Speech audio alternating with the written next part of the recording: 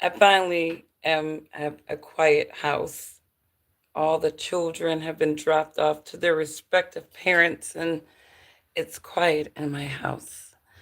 But I had a chance to catch a couple of other clips of AmFest, and of course, Nicki Minaj was invited to, um, I guess, interview with Erica Kirk.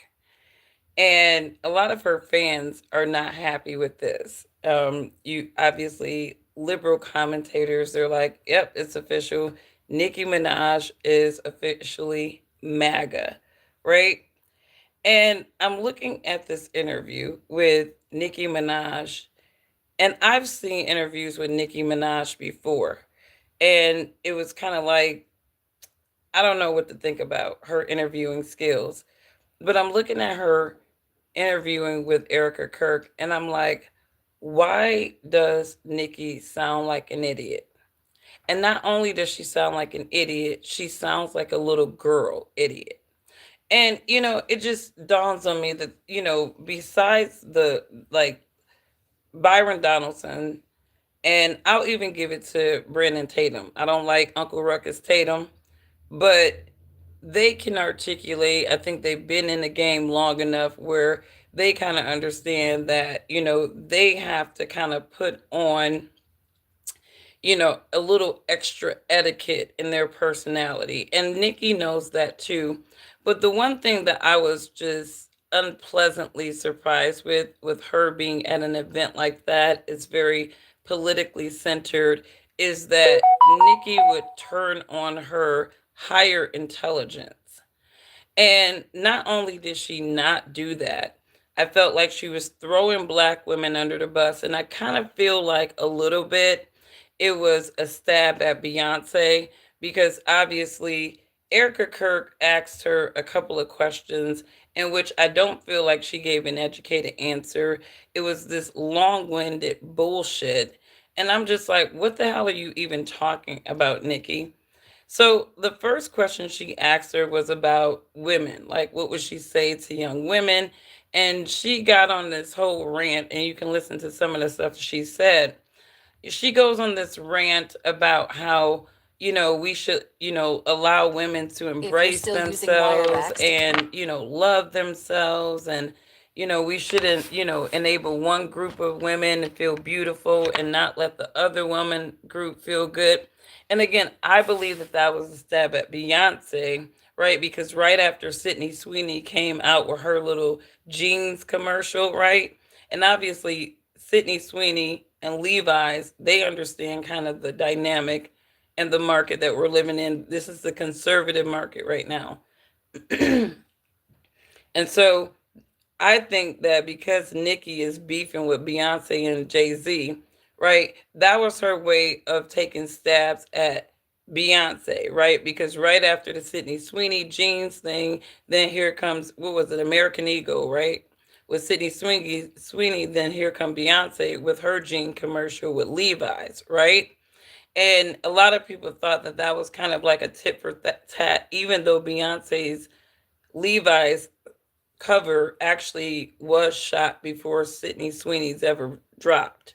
So, but I think Nicki was taking a stab at Beyonce. But at the end of the day, when you listen to her delivery, it's almost as if black women are being thrown under the bus, because it's almost like we can't take other women outside of black women saying that they're beautiful. Honestly, when I looked at Sydney Sweeney's commercial, she was talking about her jeans are blue, her jeans are this.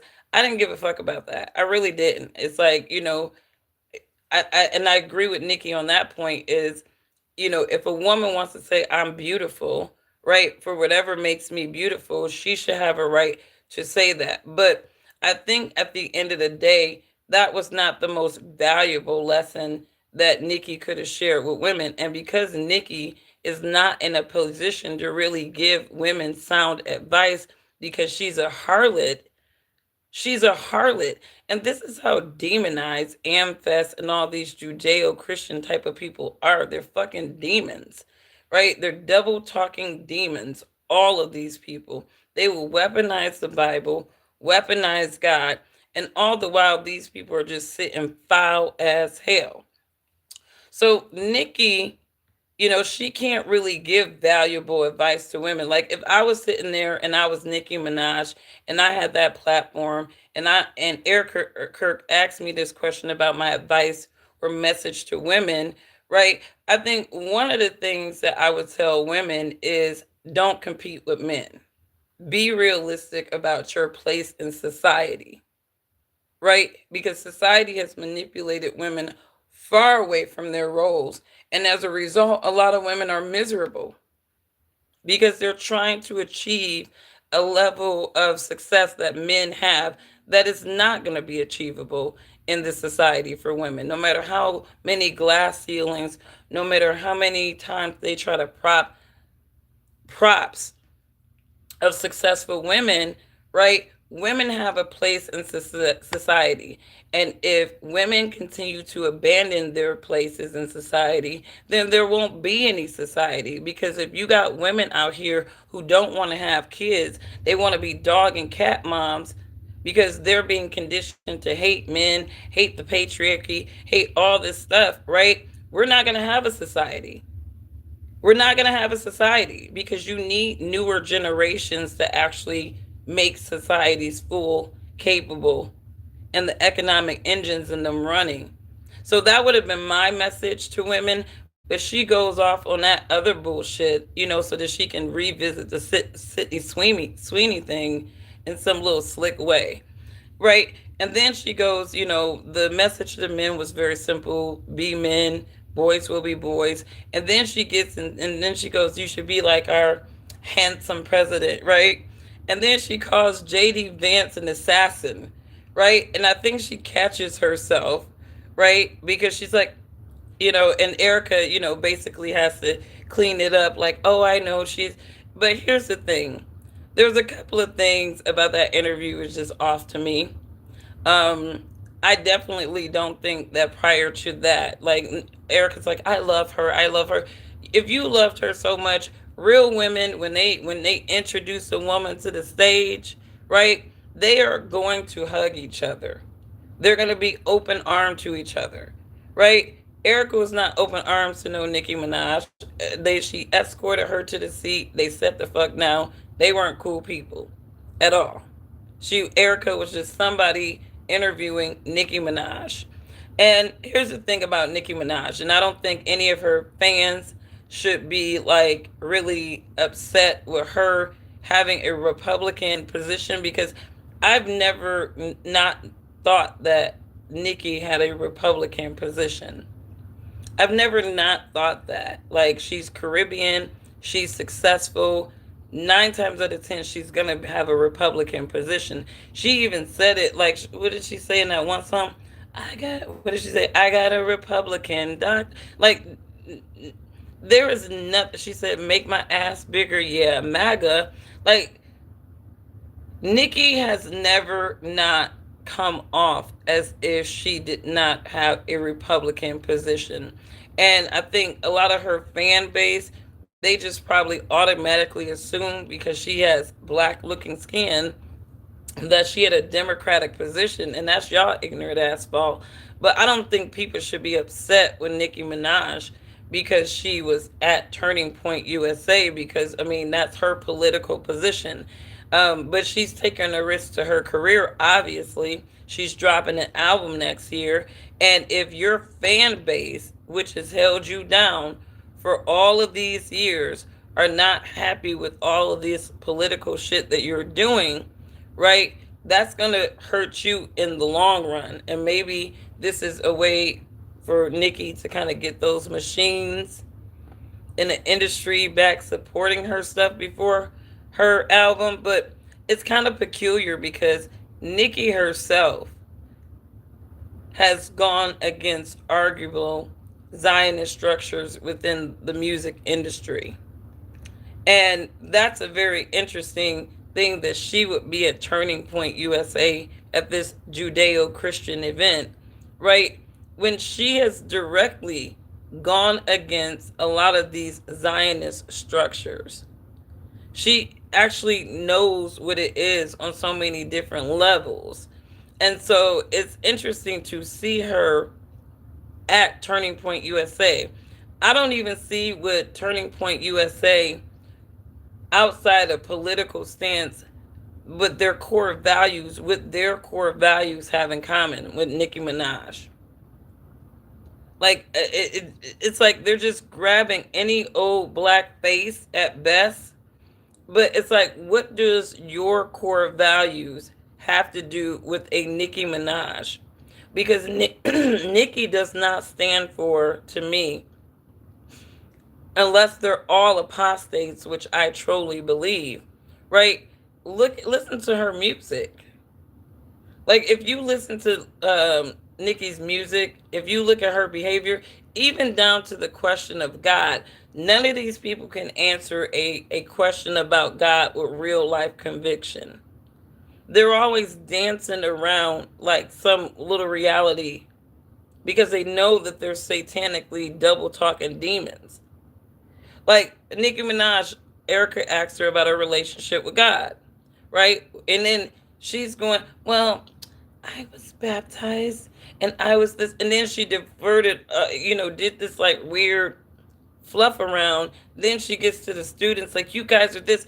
It was the worst interview. I'm like, Nikki, you shouldn't even be here. But I understand that they need a black face at Turning Point because obviously they want the organization attractive to black people as well because they need their money and support and their engagement, even if some of them folks don't like us, right? But Nicki Minaj, I don't think she was the right person to have at Turning Point USA. I don't think that she was the best person to have a one-on-one with Erica and talk about women. It was just really weird to me. And then she called JD Vance an assassin. Like, what? I mean, talk about bad timing on so many different levels. Because honestly, I don't look at JD Vance as an assassin. So why would she even? Why would that be her adjective for JD Vance? I don't get it. Why Nicki taking a stab at everyone? Nicki Minaj. I mean, honestly, here's the thing. Nicki is beefing with a lot of people. Nicki is definitely beefing with a lot of people in industry. And I think the reason why Nicki from an industry side is beefing with everybody is because she feels like there's been this coordination to ruin her career. And this is why I think that Nikki relates to Donald Trump so much is because if you're outside looking in, it's clear that there was a coordination to make sure that Trump never ran again. It's clear that there was a coordination to make sure that Donald Trump got nowhere near the White House, right? Again, right? And so people like Nicki Minaj cannot actually relate to a coordination like that. Because that's kind of what she's been going through. So her being on the MAGA Trump side and her being a Donald Trump loyalist, that's kind of not surprising to me, especially if you are a person that's empathizing with the Democratic coordination against Donald Trump, which I think Nicki Minaj is doing. And I do think it was those Democratic minded record executives that has held Nicki Minaj down. So Nicki definitely has a vendetta against the Democratic order record executives. But at the same time, I really think that, Nikki is kind of being like a Candace Owens, where she's kind of diverting to the Republican plantation because, she obviously feels like the Democrats have coordinated against her. And I think her fan base should know that. Like, I think she relates to Trump because of just pure coordination against her and her success. And because Trump has also had similar coordinations, I think that's why Nicki Minaj is on the Trump train, and she's Caribbean. And like I said, most of your black looking immigrants are going to be they'll have a greater chance of leaning Republican than a Black American, a foundational Black American. And because Nicki Minaj is not one of ours, right? She's a product of immigrants. Like, it's not surprising to me that she's Republican. We expect for Black looking immigrants to tether on to um, those types of positions, or to be on the Republican plantation. So, Democrat approval rating at 15%. Yeah, they really messed up. I think the Democrats really messed up when they started attacking the kids with their Malik Bale Ball Balenciaga type of witching on the kids, where they were creating laws to enable trans lifestyles, even teaching the kids about it, putting that stuff in the schools, right? And when you start attacking people's children, you went too far. You went too far. So Democrats, they can't save themselves from that trans LBGTQ witching shit of 2020. Even the racial shit that they did, they cannot save themselves from that. And personally, you know, I think that I don't know if the Democrats have any champions. Like, I mean, I don't know what cards the Democrats have to play at this point, because it's like people are not over them. They don't trust them. I don't trust Republicans, but I damn sure don't trust Democrats because they are so passionately ignorant. Excuse me. I feel like I'm getting that little yuckiness. I had a whole bunch of kids on a birthday party, and I just been getting sicker and sicker, congested more, I should say. So I got to get my oil of oregano out. But I just feel like you can't come back from attacking the kids. You cannot come back from attacking the kids. And the Democrats were adamant at the state level and the federal level of pushing trans ideology on our kids, infusing it in these systems that our kids are exposed to. And you can't come back from that. I don't think you can come back. Once you start attacking American citizens' children, that is the ultimate fuck up. I mean, you literally have waged war with people at that point. Because if people don't die for anything else, you got people, they would never die for America, but they would die for their kids. And that's just what it is. They will not die for the ideology or principles of this nation, but they would die for their kids and family. And there are a lot of people in this nation still like that. There are a lot of people who love their children. There are still families that feel the need and duty to protect their children. And those are the people that you're going to war with when you start infusing that type of shit into the systems. You're asking for war. You're going to war with people ideologically, and it's never going to go well for you when you start attacking people's families. And so I don't know how the Democrats are going to come back. Like, I really don't. Like, I really don't know who are their champions. Like, I don't follow the Democratic Party, so I don't even know who their champions are. What's going on, Kevin? I see you. I see you. But yeah, I mean, let me know what you guys think. I don't think that Nicki Minaj was a good addition to Turning Point USA. And it's always these political people, these organizations, they don't pick the most intelligent black people at all. They always pick these people that seem popular. But honestly, I don't give a fuck about what Nicki Minaj thinks politically. I really don't. I do not think about what she thinks politically. She's not a political influence. She's not going to be an influence on any black looking faces but the immigrants like her. And that's another thing too. She's a product of immigrants. So how, like Nicki Minaj, like she's fighting for the Nigerians. She's going hard for the Nigerian Christians, but you're not even talking about how ICE is getting busy with the immigrants and you're a product of them. This is what I'm talking about. These people are contradictory. They're double talking demons. They don't even make any sense. I mean, I look at Nicki Minaj at Turning Point USA Amfest as almost like a witching. Like, what is this, like a ritual or something? She did break out the platinum blonde hair, and usually when they got the women, the black women especially, wearing platinum blonde hairs, usually they've been engaged in some kind of ritual, public shaming of some sort.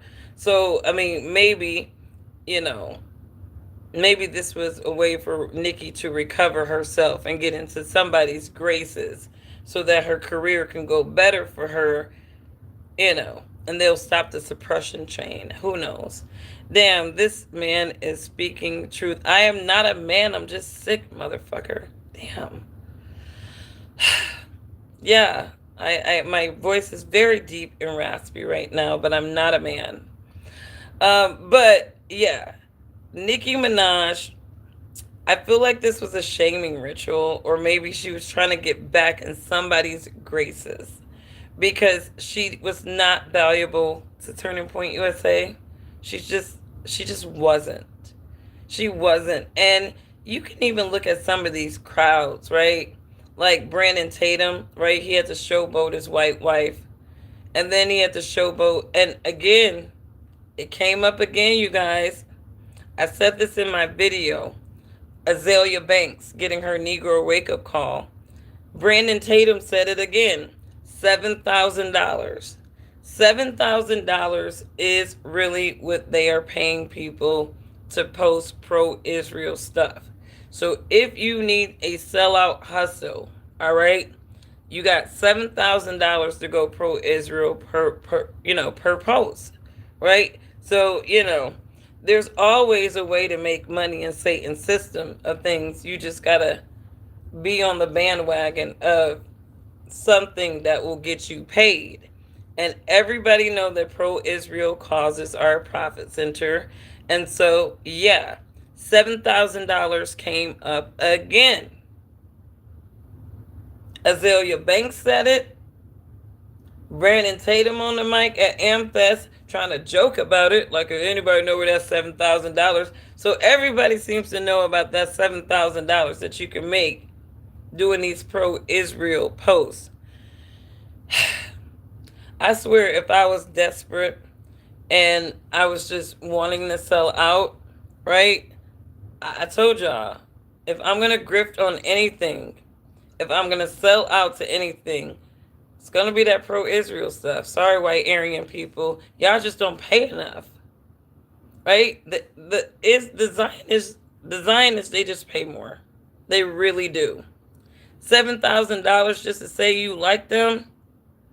$7,000 just to say whatever they're doing is virtuous per post. If I was a grifter, if I was a hustler, hell yeah, I'm gonna grift for the Zionists all day. Nicki know where the money is, too. She knows where the money is. But Brandon Tatum said it too. $7,000. $7,000 for pro-Israel content. I'm getting y'all up on game. For some of y'all who's unemployed, right? This is a real profitable grift. All right? Even if you don't really mean it, just pretend like you do. That's the whole point of selling out. Is, it contradicts your soul, what you're doing, but the money is so great that you don't care. You get that cognitive dissonance because the money is so good. All I gotta say is 3 words. I love Israel. $7,000. Israel has a right to defend itself. $7,000. Israel is our greatest friend and ally. $7,000. Even if you don't believe any of that, $7,000. Something to think about. The economy sucks. You got to find a hustle some kind of way. What the hell are you talking about? if you're just chiming in, you probably don't know. So why don't you catch up and come back? But anyways, and you're probably Zionist too. I find that the passionately ignorant people that chime into chats online typically are FBI, CIA, feds, Mossad, feds, demons, right? Who they just come in just saying shit, right? They want to discourage you from being on the platform. They want to discourage you. Oh, check out my post on YouTube. Totally figured out why my content was suppressed, right? Because I looked at like the content on my phone. They have these content managers, and wouldn't you know it, every single post that I did about Candace Owens or TPUSA or anything relating to that conservative BS stuff, it ended up being locked from engagement. And this one is probably locked from engagement too. But I had to screenshot that. I posted it because, when people say, well, how do you know your content is being suppressed by the Zionists? It's like, number one, they own all the technology companies, they're everywhere. They are infestation in the system, right? So there's no way of getting around them, right? But in terms of, revealing them, it's very easy. It's very easy to understand their tactics. You just got to understand how the demons work. So I saw it, and it made more sense why my content, my YouTube, my lives were being just utterly suppressed. People weren't seeing it. The content is locked. And so when they say we believe in free speech on YouTube, bullshit. Bullshit. None of these platforms are free speech at all. They're all run by Zion. If the face of it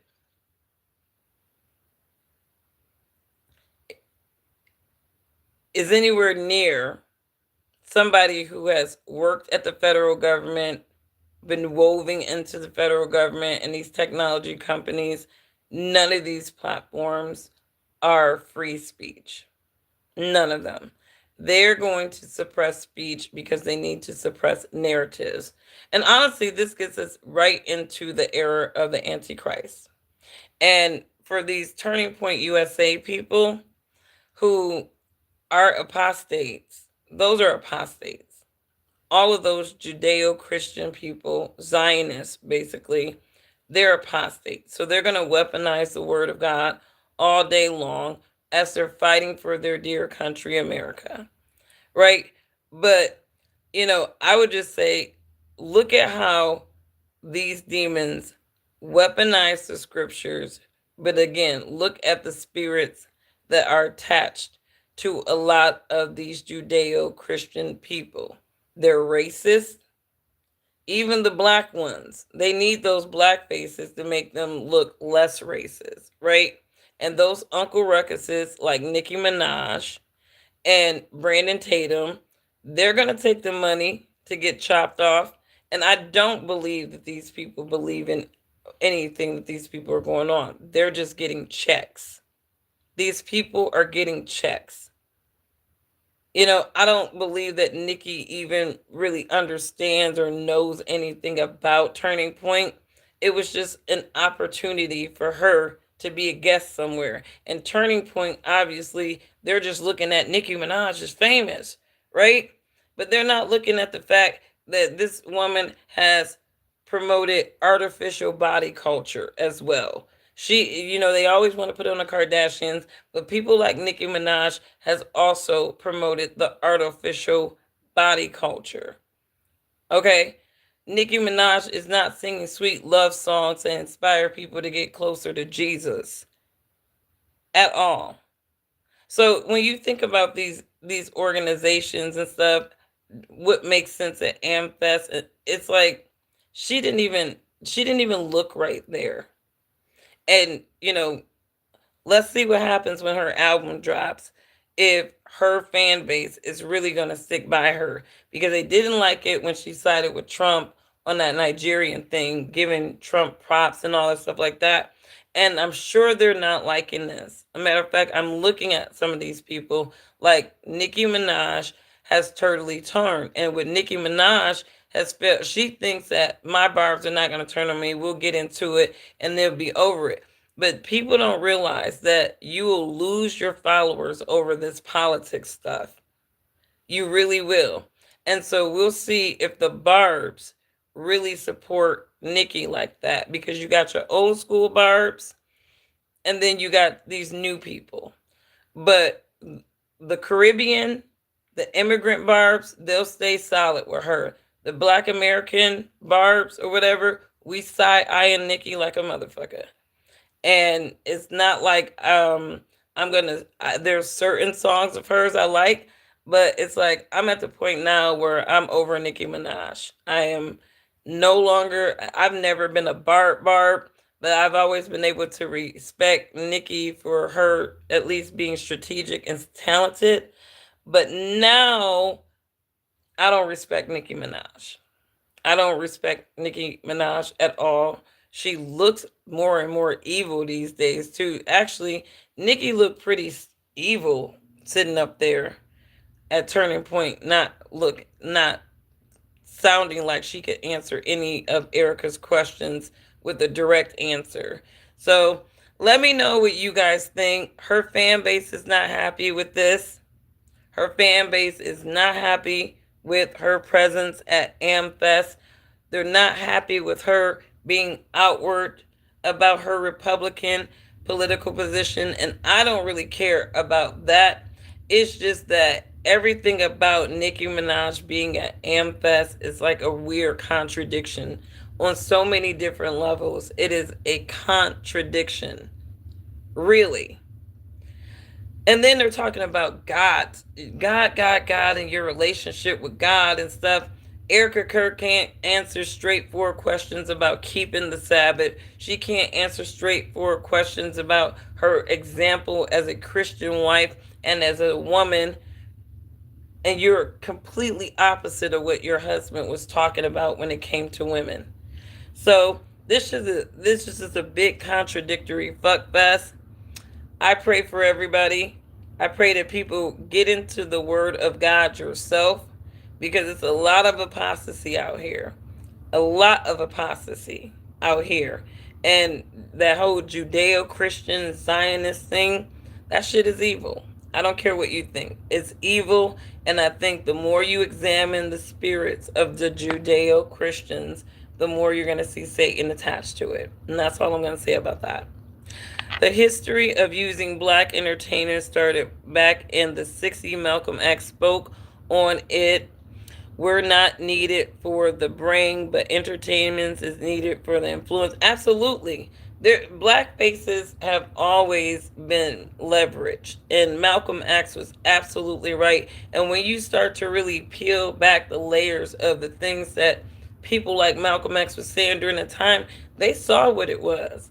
They saw who was leveraging and puppeting not just the political parties, but black people themselves. And so, you know, when you talk about who's the black man's friend in this nation, the black man, they will turn us into an enemy of each other, but at the end of the day, our only friend is each other. Our only friend is each other on so many different levels on these political and social conversations. You in Brooklyn, right? No, I have a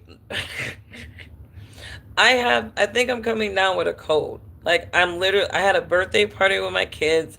Yeah, my voice is deep and raspy, but no, I'm not from Brooklyn.